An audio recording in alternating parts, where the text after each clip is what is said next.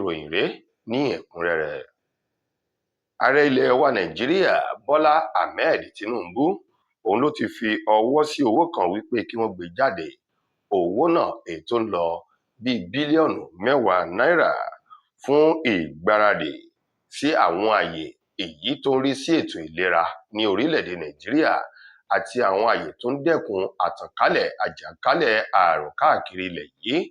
láti lè lo owó náà fún ìgbáradì lórí fìrìfìrì àti ìròyìn tí wọ́n ń gbọ́ káàkiri àwọn orílẹ̀-èdè kan nílẹ̀ adúláwọ̀ lórí àrùn Ebola èyí tí wọ́n ní ó ti bẹ́ sílẹ̀ ní àwọn orílẹ̀-èdè kan tó sì ti ń tàn káàkiri. Ṣé Yorùbá bọ̀ wọ́n ní àtòkèrè báyìí ní olójú jíjìn ti máa ń mẹ́kún rẹ̀ sùn. Ìdí rèé tí ààrẹ Bọ́lá Tinubu ṣe fi ọwọ́ sí owó náà bílíọ̀nù 10 náírà ọ̀hún wípé kí àwọn àjọ tó ń rí sí dídẹ́kun títàn kálẹ̀ àrùn lórílẹ̀-èdè Nàìjíríà wípé kí wọ́n lo owó ọ̀hún láti fi gbáradì kí wọ́n lè lé gbogbo àwọn àyè àti àwọn ohun tó yẹ kí wọ́n ṣe láti lè dẹ́kun àìsàn ọ̀hún àti àrùn náà kó má ṣe wọ orílẹ̀-èdè Nàìjíríà kí wọ́n lo owó náà fún. Gẹ́gẹ́ bí ọ̀rọ̀ ọ̀hún èyí tó wà nínú àtẹ̀jáde èyí tí Báyọ̀ Ọ̀nànúgà ẹni tó jẹ́ olùrànlọ́wọ́ pàtàkì sí ààrẹ Bọ́lá Tinubu lórí ọ̀rọ̀ ìròyìn àti ọgbọ́n inú tó fi léde ní ọjọ́ Ìṣẹ́gun ọ̀sẹ̀ yìí ṣe é lálàyé wípé ìgbáradì yìí ṣe pàtàkì nírú àsìkò tá a wà yìí nítorí wípé ó ń bọ̀ àwọn ládẹ́ẹ̀dẹ́ irúfẹ́ àwọn àìsàn wọ̀nyí ò tún gbọdọ̀ wọ orílẹ̀-èdè Nàìjíríà nítorí ẹni tí wèrè bá pa ìyá rẹ̀ ni bí òun tó ń bá rí atọ́kọ̀ṣe yóò fẹsẹ̀ fẹ́ ni. Ẹni tó bá ti mọṣẹ́ tí àrùn Ebola, coronavirus àti àwọn bẹ́ẹ̀ tí wọ́n ti ṣe ní orílẹ̀-èdè Nàìjíríà àti àwọn orílẹ̀-èdè yòókù kò ní gbàdúrà kírúfẹ́ àrùn Ebola yìí kó tún bẹ́ wọ orílẹ̀-èdè Nàìjíríà. Lákòótán nínú ọ̀rọ̀ Báyọ̀ Ọ̀nànúgà ó ní ààrẹ ilẹ̀ yìí Bọ́lá Tinubu rọ àwọn tó wà ní ẹ̀ka ètò ìlera àti àwọn àjọ tó ń rí sí dídẹ́kun àtànkálẹ̀ àrùn èyun NCDC láti lo owó náà síbi tó tọ́ àti ibi tó yẹ kí wọ́n sì rí dájú wípé wọ́n ṣe ìpolongo ìlanilọ́yẹ̀ fún gbogbo ọmọlẹ̀ yìí kí wọ́n lè ní ìgbáradì àti ọ̀nà láti dẹ́kun àtànkálẹ̀ àrùn búburú náà. Gómìnà ìpínlẹ̀ Ọ̀ṣun Adémọ́lá Adélékè òun ló ti ké sí ààrẹ Bọ́lá Ahmed Tinubu báyìí láti dá sí ìjà òṣèlú èyí tó ń ṣẹlẹ̀ àti ìkọlù èyí tó ń wáyé láti ọwọ́ ẹgbẹ́ òṣèlú APC ní ìpínlẹ̀ Ọ̀ṣun sí ẹgbẹ́ òṣèlú alátakò yòókù. Gẹ́gẹ́ bí gómìnà Adélékè ti sọ lórí ìkọlù kan èyí tí wọ́n ní ẹgbẹ́ òṣèlú APC ti ìpínlẹ̀ Ọ̀ṣun òun ló ń lo àwọn jàǹdùkú láti máa kọlu àwọn ènìyàn káàkiri àwọn ìlú ní ìpínlẹ̀ náà léyìí tí Adélékè ṣe àpèjúwe rẹ̀ gẹ́gẹ́ bí ìgbésẹ̀ èyí tó kù díẹ̀ káàtó lásìkò ètò ìṣèjọba àwarawa. Adélékè ní ìwà tí ẹgbẹ́ òṣèlú APC ti ìpínlẹ̀ Ọ̀ṣun wù yìí wọ́n ń wá gbogbo ọ̀nà láti dàbàrú pípalẹ̀mọ́ ètò ìbò tàwọn gómìnà èyí tí ó wáyé ní ìpínlẹ̀ náà ní ọjọ́ 15 oṣù kẹjọ ọdún tí a wà yìí. Nípa ìdí èyí gómìnà Adélékè ní ẹni tó bá tó ní gbà ńlá sátọ̀ lọ. Ó ní òun rọ ààrẹ Bọ́lá Ahmed Tinubu ẹ̀ṣọ́ aláàbò àti ẹni tó jẹ́ olùgbanilámọ̀ràn pàtàkì lórí ọ̀rọ̀ ètò ààbò sí ìjọba àpapọ̀ ilẹ̀ yìí Nuhu Ribadu wípé kí wọ́n bá wọn dá sí ọ̀rọ̀ ọ̀hún kí wọ́n sì gbé ìgbésẹ̀ èyí tó tọ́ àti èyí tó yẹ kí irúfẹ́ wàhálà yìí kó lè rí odò lọ́mọmi ní ìpínlẹ̀ Ọ̀ṣun. Adélékè tó fi ọ̀rọ̀ ọ̀hún sórí ìkànnì ayélujára X rẹ̀ tá a mọ̀ sí Twitter tẹ́lẹ̀ sọ wípé ìkọlù náà tó wáyé ní agbègbè Ilé-Ifẹ̀, Ẹdẹ, Òṣogbo àti àwọn ìlú tó rọ̀gbà yíká jẹ́ nǹkan tó bani lọ́kàn jẹ́ pẹ̀lú bí wọ́n ṣe ń ba dúkìá àwọn ènìyàn jẹ́ tí wọ́n ṣe àwọn èèyàn léṣe èyí ni wọ́n tún pààyàn. Ìwádìí fi hàn wípé ẹgbẹ́ òṣèlú APC gangan ní igi lẹ́yìn ọgbà àwọn ìkọlù búburú náà èyí tó ń wáyé yìí tó sì ti rọ ààrẹ Tinubu àti àwọn tí wọ́n jẹ́ ẹ̀ṣọ́ aláàbò ọ̀gá àgbà ọlọ́pàá ilẹ̀ yìí pé kí wọ́n bá wọn dá sí ọ̀rọ̀ náà kí wàhálà yìí má di tí ó máa tàn káàkiri.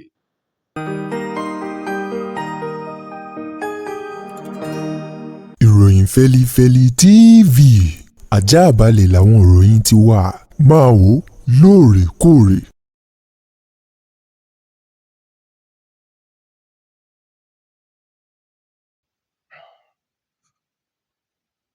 ọwọ́ iléeṣẹ́ ọlọ́pàá ìpínlẹ̀ Kwara ló ti tẹ àwọn afurasí oníṣẹ́ ibi agbésùmọ̀mí méjì kan tí wọ́n sì rí àwọn ohun ìjà olóró àti ìbọn AK-47 tí wọ́n rí gbà lọ́wọ́ àwọn oníṣẹ́ ibi ọ̀hún tá a mọ̀ sí báńdíìtì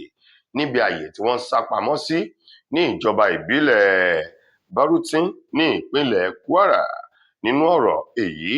tí iléeṣẹ́ ọlọ́pàá ìpínlẹ̀ Kwara fi léde ní ọjọ́ Ìṣẹ́gun ọ̀sẹ̀ yìí tí a wà nínú rẹ̀ yìí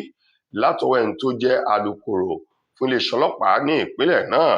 eyín SP Adétóun Èjìrẹ́ Adéyẹmí jẹ́ lábọ̀ wípé nínú ìwádìí àti ìròyìn kan èyí tí wọ́n fi tó àwọn ọlọ́pàá létí wípé wọ́n kófìrí àwọn oníṣẹ́ ibi agbésùmọ̀mí kan níbi ààyè ìsápamọ́sí wọn ní ìjọba ìbílẹ̀ Barutin ní ìpínlẹ̀ Kwara, èyí tó mú kí àwọn ọlọ́pàá ọ̀hún ta mọ́ra láti tara ṣàṣà gbéra lọ sí ààyè náà. Wọ́n ní ní ọjọ́ kẹfà oṣù kẹfà ọdún tá a wà nínú rẹ̀ yìí lọ́wọ́ àwọn ọlọ́pàá tẹ àwọn oníṣẹ́ ibi méjì ọ̀hún pẹ̀lú àwọn ìbọn tí wọ́n rí gbà kúrò lọ́wọ́ wọn. Iléeṣẹ́ ọlọ́pàá ìpínlẹ̀ Kwara ní ọpẹ́ pàtàkì lọ́wọ́ ẹ̀ka iléeṣẹ́ ọlọ́pàá Òkúta Division èyí tó jẹ́ olú-iléeṣẹ́ ọlọ́pàá náà ní ìpínlẹ̀ ọ̀hún. Àwọn afurasí oníṣẹ́ ibi ọ̀hún èyí tí wọ́n rọ́wọ́ tó èyí náà ní Bello Muhammed tí í ṣe ẹni ọdún 28 28 years àti Abubakar Muhammed ẹni ọdún 25 25 years èyí tí wọ́n rí ìbọn AK-47 méjì, ọta ìbọn àti àwọn ohun míì tí wọ́n rí gbà lọ́wọ́ wọn. Iléeṣẹ́ ọlọ́pàá ọ̀hún ni àwọn sì ń tẹ̀síwájú nínú ìwádìí nítorí wọ́n mọ̀ yìí pé ẹnìkan kì í jáwádé ń lọ̀rọ̀ àwọn oníṣẹ́ ibi. Wọn yóò ní àwọn tí wọ́n jọ ń ṣiṣẹ́ èyí tí wọ́n sì ṣetán láti rí dájú pé wọ́n fi ọwọ́ òfin kó gbogbo wọn kí wọ́n tó taari wọn lọ sí ilé ẹjọ́. Ọ̀kan nínú àwọn gbajúgbajà òṣèré sinimá àgbéléwò ti èdè Yorùbá arákùnrin ní Abdulsalam Taofeek èyí tí gbogbo ènìyàn mọ̀ sí tí ò rójú mò ń dùn sí òun mà ló ti sọ ìrírí rẹ̀ nínú ìrìn àjò ìfẹ́ ẹni tó yàn láàyò gẹ́gẹ́ bí aya èyí tó sì bímọ fún un ní gẹ́gẹ́ bí mò ń dùn sí bó ti sọ ọ̀rọ̀ náà lásìkò tó farahàn lórí ètò ayélujára kan èyí tí wọ́n fi ọ̀rọ̀ wá lẹ́nu wò níbi tí atọ́kùn ètò ọ̀hún ti bèrè wípé kí lóhun má lè gbàgbé èyí tó ṣẹlẹ̀ sí tó sì jẹ́ wípé ní gbogbo ìgbà tó bá rántí ó ń jẹ́ ọgbẹ́ ọkàn ẹ̀dùn ọkàn fún un ṣùgbọ́n tó jẹ́ wípé ìṣẹ̀lẹ̀ náà ó ti pẹ́ tó ti ṣẹlẹ̀. Níbẹ̀ ni gbajúgbajà òṣèré ọ̀hún tẹnu bọ̀rọ̀ wípé ọjọ́ búburú lọ́jọ́ tóun sọ yìí ọjọ́ má lè gbàgbé ni ló sì jẹ́ fún òun. Ó ní bí ọdún 5 sẹ́yìn nígbà tóun lọ sí ibi tí wọn yóò ti ṣeré eyín níbi tí wọ́n ti lọ ya sinimá kan èyí tóun lo ọjọ́ díẹ̀ nínú ààyè náà síwájú kóun tó padà wálé. Ó ní nígbà yìí ìyàwó òun tóun ṣe ìgbéyàwó ní ṣùlọ́kà pẹ̀lú rẹ̀ ó ń bẹ nínú oyún tí oyún ọ̀hún sì ti ń lọ bíi oṣù 9 nígbà tóun yóò fi darí dé láti ibi tí wọ́n ti lọ rèé ya sinimá náà. Ó ní òun ò bá ìyàwó ọ̀hún lé tó sì jẹ́ wípé ní gẹ́rẹ́ tóun wọlé lòun ti bẹ̀rẹ̀ sí ní pè é lórí ẹ̀rọ alágbèéká rẹ̀ ṣùgbọ́n tí ẹ̀rọ alágbèéká ọ̀hún tí ò lọ rárá. Ó ní bí ọjọ́ kìíní ọjọ́ kejì tóun darí dé láti ibi tí wọ́n ti lọ rèé ya sinimá náà ń lòun gbéra lọ sí ọ̀dọ̀ àwọn òbí rẹ̀ wípé lọ́jọ́ méjì báyìí lòun ti lò nínú ilé láì fi ojú kan ìyàwó òun tóun ti oyún nínú rẹ̀. Ó ní níbẹ̀ ni wọ́n ti tú pẹ̀rẹ̀pẹ̀rẹ̀ ọ̀rọ̀ wípé ìyàwó ọ̀hún tó wà nínú oyún ó ti tún ṣe ìgbéyàwó pẹ̀lú ọkùnrin míì èyí tí òun náà ti bímọ 4 tẹ́lẹ̀tẹ́lẹ̀ tó sì jẹ́ wípé ọ̀rọ̀ ọ̀hún ó jẹ́ ọgbẹ́ ọkàn fún òun. Ó ní lẹ́yìn èyí ni ẹ̀rọ alágbèéká ìyàwó òun padà lọ tóun sì pé ó ní kàkà kó sọ ọ̀rọ̀ èébú èpè ló mú òun bú èyí tí arábìnrin náà padà wálé tóun tóyún nínú láti wá sọ fún òun wípé nínú ọmọ 5 èyí tí òun bí o tó fi mọ́ oyún tó ń bẹ nínú òun, ó ní 3 péré ní tòun nínú rẹ̀. Ó ní oyún tó ń bẹ nínú òun yìí òun mò ń dùn sí kọ́ lónìí. Ó ní lọ́jọ́ yìí ó dàbí ẹni wípé kí ayé ó parẹ́ ni. Gẹ́gẹ́ bí òṣèré sinimá àwọn ti sọ, ó ní ìbànújẹ́ ọgbẹ́ ọkàn ló jẹ́ o. Ó ní bó tilẹ̀ jẹ́ wípé lásìkò yìí ìyàwó ọ̀hún ó ti dolóògbé, ó ti jẹ́ Ọlọ́run ọba nípè, ṣùgbọ́n kò sí ìgbà tóun bá rántí tó jẹ́ wípé inú òun ó máa ń dùn lórí ìṣẹ̀lẹ̀ náà, gẹ́gẹ́ bí ọ̀rọ̀ tó ti ẹnu arákùnrin ọ̀hún jáde. Lákòótán nínú ìròyìn wa fún ti tòní, ọ̀kan nínú àwọn adẹ́rìn-ín-pòṣónú ní orílẹ̀-èdè wa Nàìjíríà, Bovy Ugwumah ló ti ní gbogbo ìgbà tóun bá ń rí ọkọ àbí ìyàwó tàbí ìrìnàjò lọ́kọláya èyí tí wọ́n bá kọra wọn tí wọ́n sì lọ ní ọ̀nà ìrọ̀rùn, ó ní inú òun máa ń dùn, òun sì máa ń ṣe àjọyọ̀ pẹ̀lú wọn. Gẹ́gẹ́ bí Bovy ti sọ̀rọ̀ yìí lórí ètò arábìnrin Morayo Show, ṣe lálàyé wípé kó tó di wípé lọ́kọláya kọra wọn sílẹ̀ tí oníkálukú pín gàrí tí wọ́n lọ lọ́tọ̀ọ̀tọ̀, ó ní dájúdájú ọ̀kan nínú wọn ó ti ń kojú ìṣòro, ó ti ń fi ojú winá ọ̀pọ̀lọpọ̀ ọgbẹ́ ọkàn, ìbànújẹ́, ìṣòro nínú ìrìn àjò ọ̀hún. Ó ní bí wọn bá kọra wọn sílẹ̀, irúfẹ́ ìrìn àjò náà ó lè mú ẹ̀mí tàbí kó mú ewu dání fọ́kan nínú àwọn méjèèjì. Nípa ìdí èyí, gẹ́gẹ́ bí ọ̀rọ̀ tó ti ẹnu Bovy jáde, Bovy ní bí ìyàwó bá kọkọ sílẹ̀ tàbí ọkọ ló kọ ìyàwó sílẹ̀, ó ní ọ̀kan nínú wọn ti gba ìtura, ara yóò sì tu ẹni tó wà nínú ìdè àbí ìgbèkùn ìfẹ́ nígbà náà. Nípa ìdí èyí, ó ní ìrírí èyí ló ń jẹ́ àgbà. Ọ̀pọ̀lọpọ̀ àwọn ohun tóun ti rí tóun sì ti gbọ́ ló mú òun sọ èyí. Ó ní tó bá jẹ́ ìyàwó ló kọkọ rẹ̀ sílẹ̀, òun máa ń lù wọ́n lọ́gọ̀ ẹnu tòun ti ọ̀rọ̀ ìwúrí. Bó bá sì jẹ́ ọkọ ló kọ ìyàwó rẹ̀ sílẹ̀, òun yóò gbé òṣùbà káre fún ni, nítorí ìrìnàjò èyí tí wọ́n kọra wọn sílẹ̀ yìí ó ti mú ọ̀pọ̀lọpọ̀ ìbànújẹ́ ọgbẹ́ ọkàn dání, gẹ́gẹ́ bí ọ̀rọ̀ tó ti ẹnu Bovy tó ti ẹnu rẹ̀ jáde. Tó ẹ̀yin ará,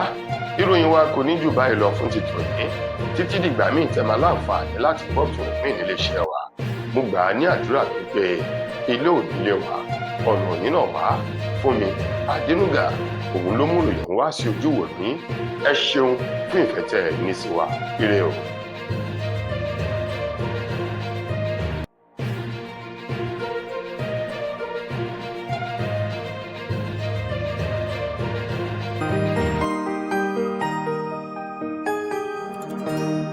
Ìròyìn Fẹ́lifẹ́li TV àjààbálẹ̀ làwọn ìròyìn ti wà, máa wò lóòrèkóòrè. Mo kí gbogbo ojú tí wò mí ti ń gbọ́ mi jákèjádò orígun mẹ́rẹ̀ẹ̀rin àgbáyé. Orúkọ mi ni Ambassador Àkànfẹ́ Ìwò tí mo jẹ́ agbẹnusọ fún iléeṣẹ́ X2 Ultimate Herbal International Limited. Níléeṣẹ́ wa bí láti màmọ̀ dájú nǹkan kan tí eléyìnbó ń pè ní health is wealth, ìlera lọ́rọ̀. Kì í ṣàfẹnujẹ́ nìkan tá a bá ń gbọ́ ní sétí, torí gbogbo lọ́gbọ̀n àwọn èèyàn ni wọ́n ń kojú àìsàn tí a pè ní ìfúnpá gíga. Ìdí nìyí tí iléeṣẹ́ X2 Ultimate Herbal fi ṣètò oògùn ìfúnpá gíga fún ní powder àti ní olómi. Kò tán síbẹ̀, oògùn ìtọ̀ ṣúgà ó wà ní iléeṣẹ́ X2 Ultimate Herbal International Limited ní powder àti ní olómi. Òun náà lẹ̀ ń wò yìí. Oògùn ọ̀pẹ́ ẹ̀yìn wà tí a ti ṣe lọ́jọ̀ fún ẹni tó bá ń kojú ọ̀pẹ́ ẹ̀yìn torí gẹ́gẹ́ bí ìṣòro. Iléeṣẹ́ wa níbí ní oògùn ẹ̀ tó lè bá wọn tán rẹ̀ lójú ọgbọ́n. Bákan náà, ogunlọ́gọ̀ àwọn èèyàn ni wọ́n jẹ́ oníbìísí tí wọ́n ti rora wọn pín wípé Ọlọ́run ò lè ṣe, ṣùgbọ́n tó jẹ́ pé àìsàn kan sómìíràn ní kọjú ọmọ bíbí wọn. Ó wà ní iléeṣẹ́ X2 Herbal International Limited fún ìwòsàn fún àwọn oníbìísí. Kò tán síbẹ̀ o, a ní ọ̀pọ̀lọpọ̀ oògùn tí a ṣe létò fún ẹni tó bá jẹ́ ẹni tó bá ní ikùn gbẹ̀ǹdù tó jẹ́ pé ọ̀rá ti pọ̀ jù lára ẹ̀, ó máa bá wa burn fat, a pè ní X2 burn fat fún obìnrin àti fún ọkùnrin. Bákan náà, ní iléeṣẹ́ X2 Ultimate Herbal International Limited